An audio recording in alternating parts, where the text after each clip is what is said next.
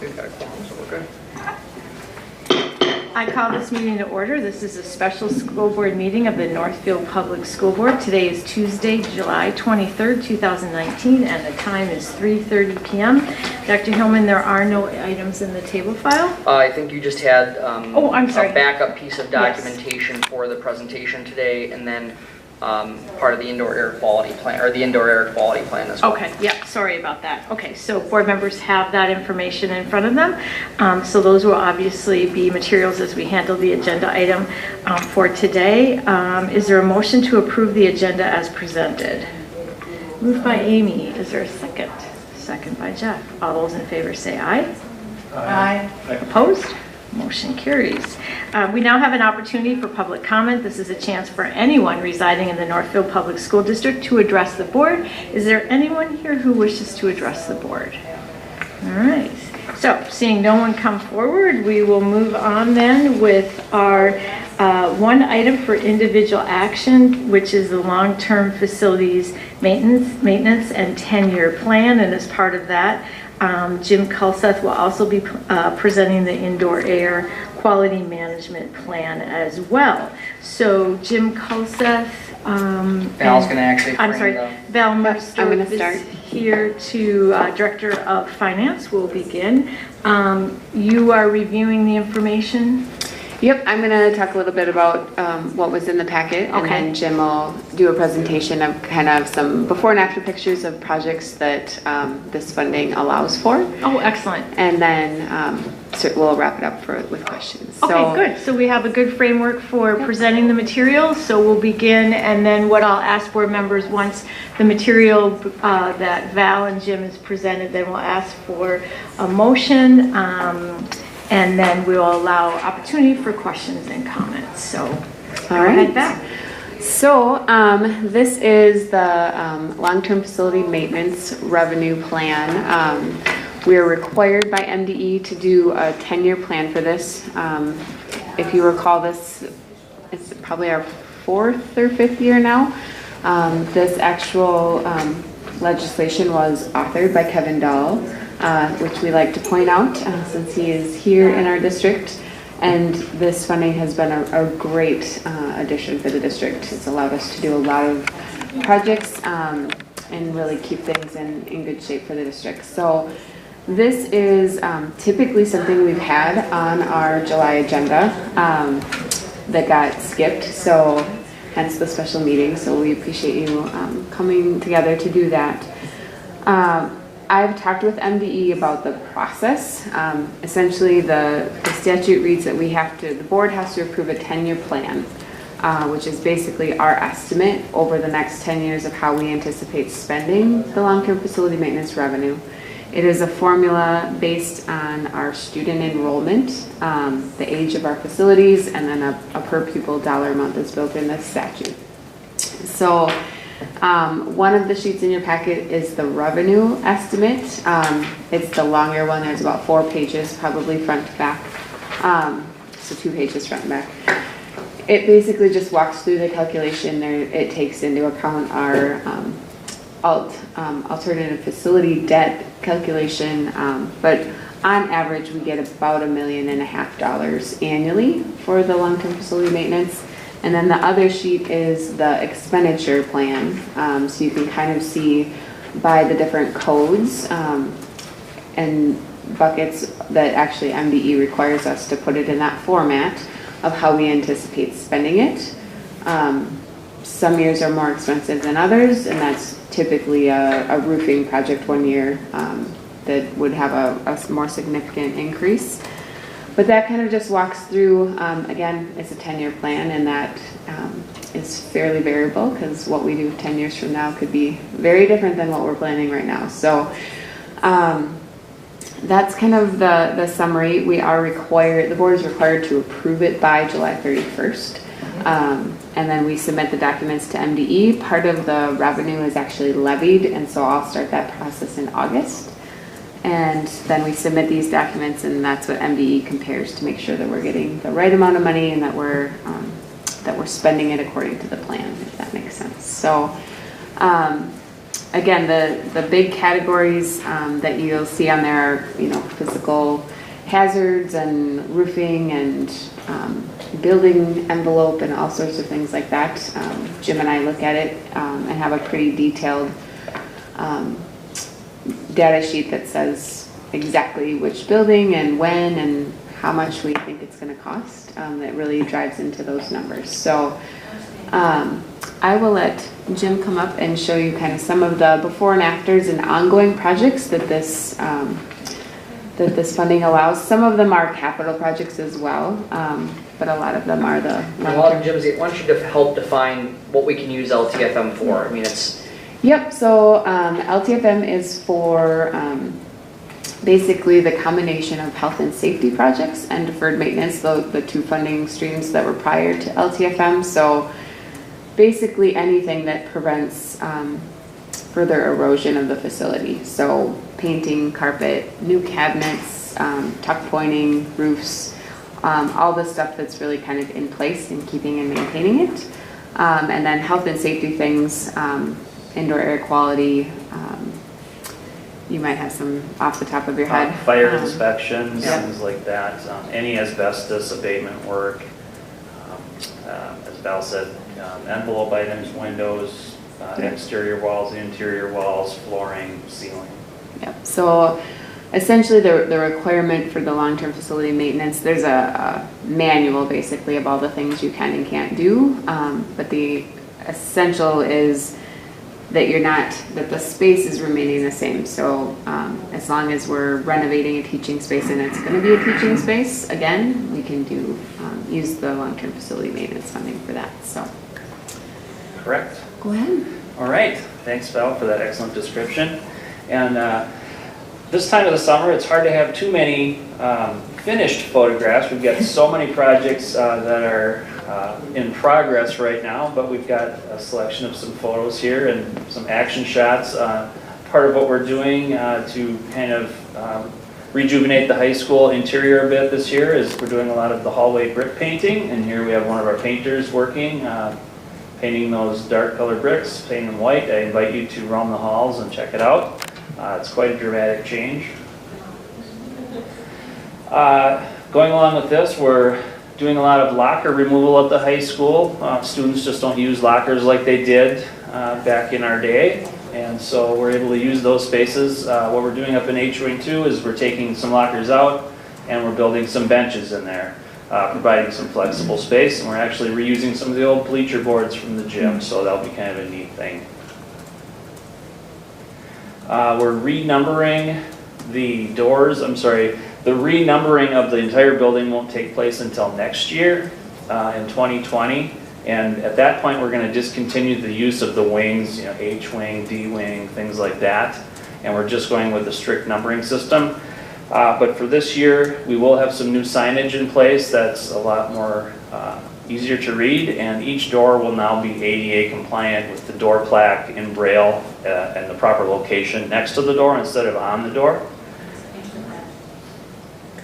You may have noticed on your way in, we've done some sidewalk repairs in the front of door 1. These are some old pictures of a rather deteriorated sidewalk and curb area. And there's the work in progress from a couple weeks ago, and I believe they wrapped things up there last week, and it looks excellent.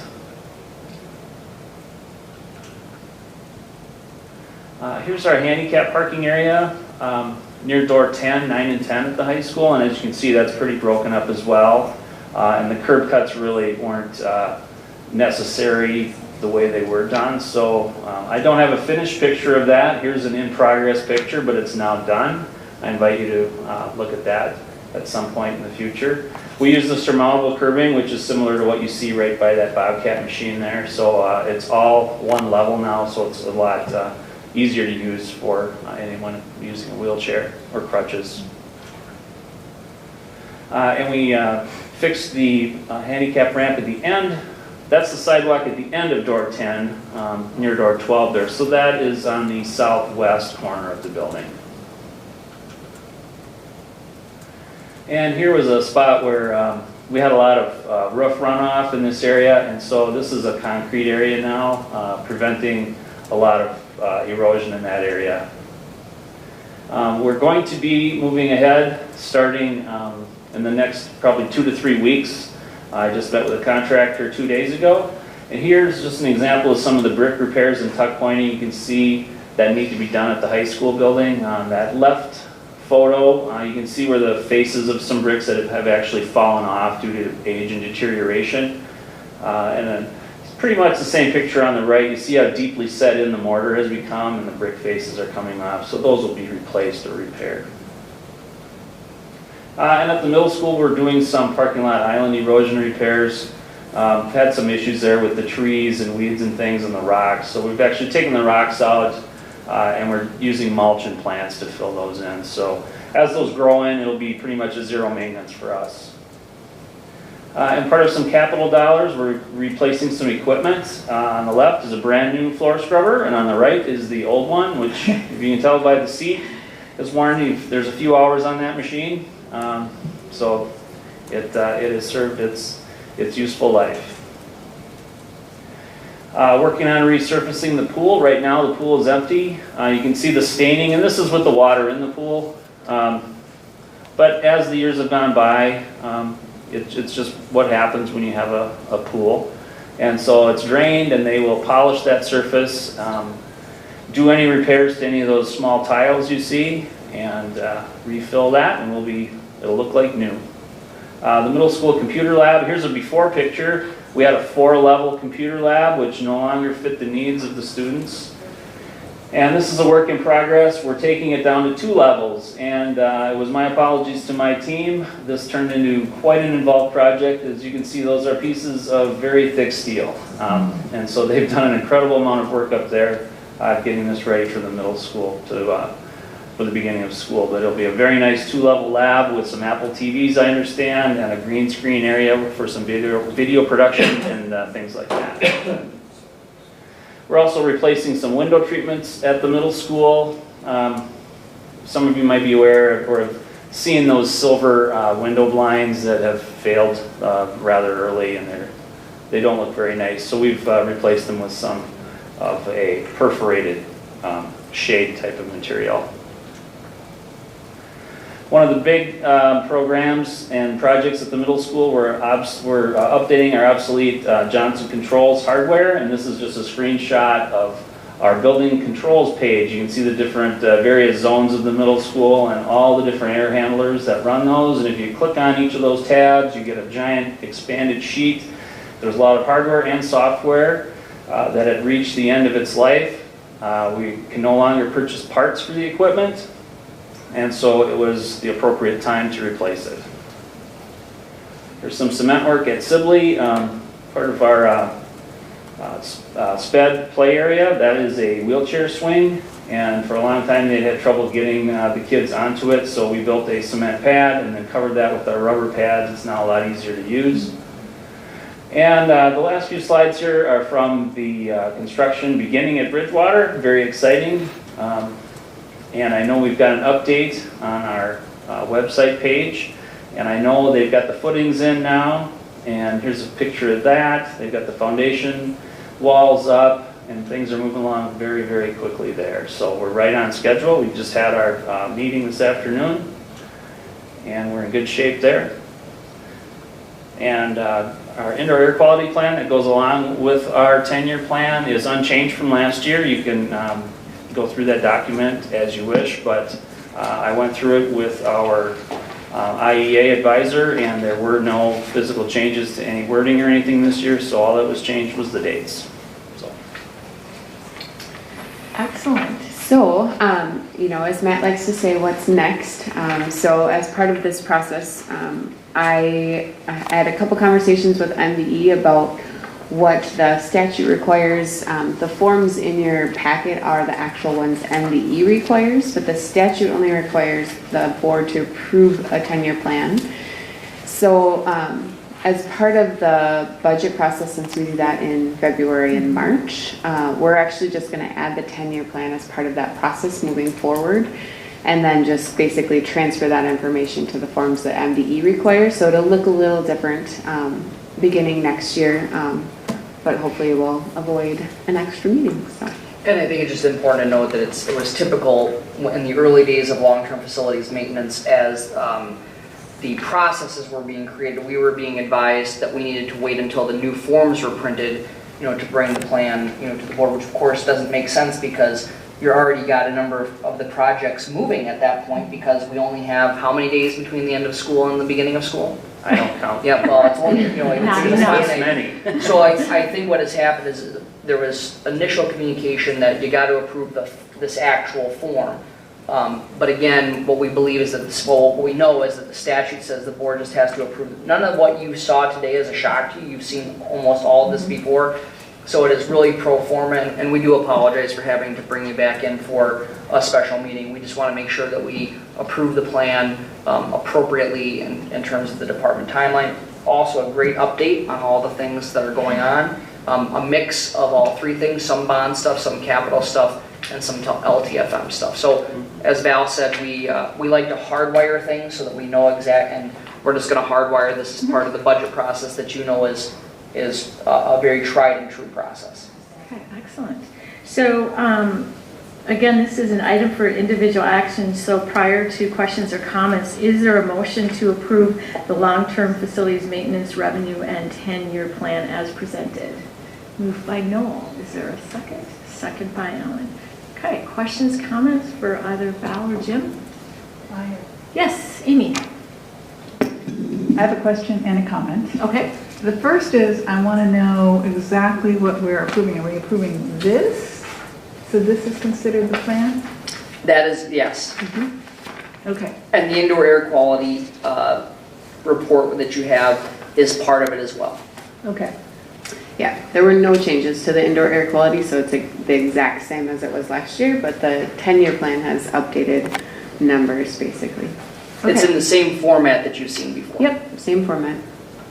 Great. I just wanted to make sure there wasn't a separate, something that said plan on it, Yeah. And so I understand what's going on correctly. And then my comment is really to Jim, and that is, to me, it was really interesting to see your presentation. Thank you for putting that together. It's always exciting to see how the school district is maintaining properties and, the things that you notice and you're staying on top of before they get really noticeable.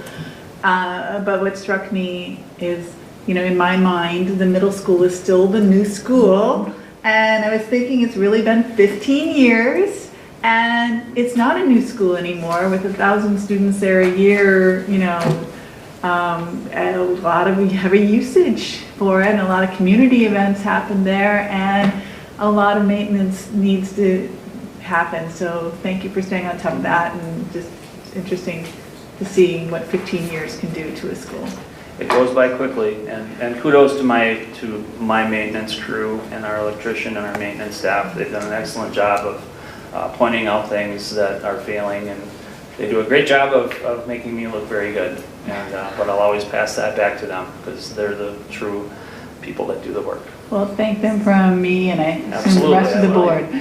And I think that's really an important point that Amy made, is that I do think that we still think of that as the new building, but it is year 15, and so I think the projects that Jim is talking about, from window coverings, right, to reconfiguring, we are seeing the loss of a computer lab at the middle school because it is still going to be a lab, it's just going to be used differently, it's going to be used with mobile technology. So those are exactly the kinds of stewardly things that we want the community to know, that this is a building that they invested in, and we're investing in upgrades and updates on a fairly regular basis to make sure we keep the building in appropriate order. So I think that that's really the message that the LTFM plan sends to the community, is that we are taking care of your investment, we're being good stewards of the facilities and the dollars you've entrusted to us.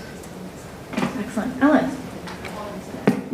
So thank you for taking the time to share what's going on with the district when we have this opportunity. So I'm assuming that the LTFM has been really helpful in what we're doing at the high school, like some of the things that certainly the tuck pointing and really what we promised the community, that we were going to continue to be good stewards, and that this has been a lifeline for that. Absolutely. Just the amount of projects here at this building alone, yeah, that funding stream has just been just a savior and helping us out to, it's very easy to target all these things and to recognize the failures that are coming down the road, but to be able to take action on those and make those and implement those repairs is just a great thing to be able to do. And then I had a comment that had come, somebody who had given me a suggestion in the community and seen that you were showing the sidewalk. Somebody asked, and we don't have a poet laureate who would know, like why the schools aren't doing poetry in the sidewalk. And when we think about the new construction, had we thought about this? And I'm like, I don't know. It's been in my mind to ask Dr. Hillman. So I thought when I saw that, I'm like, oh, well, this would be a suggestion that came from a community member. So I had not heard that suggestion before, so thank you.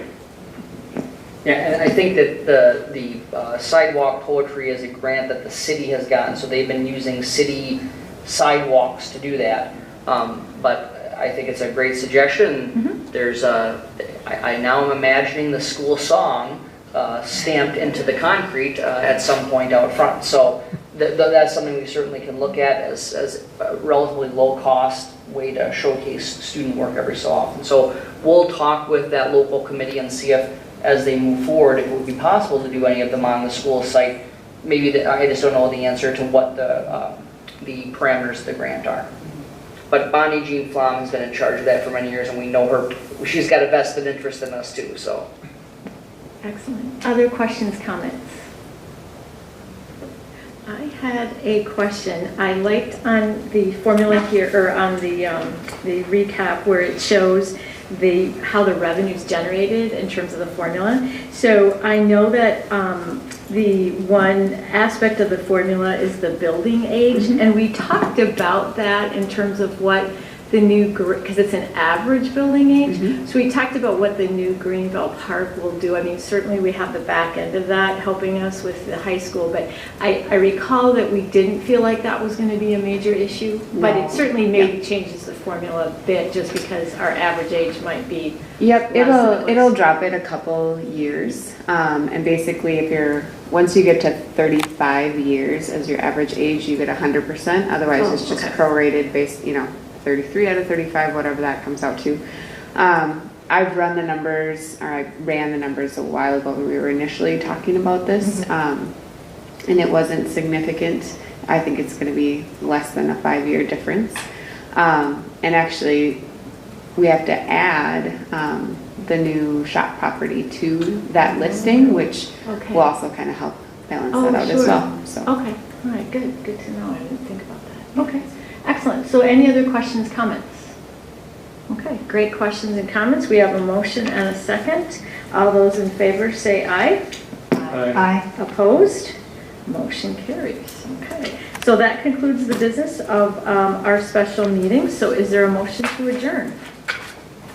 Moved by Noel. Is there a second? Second by Amy. All those in favor say aye. Aye. Opposed? Motion carries. We are adjourned. Thanks, everyone.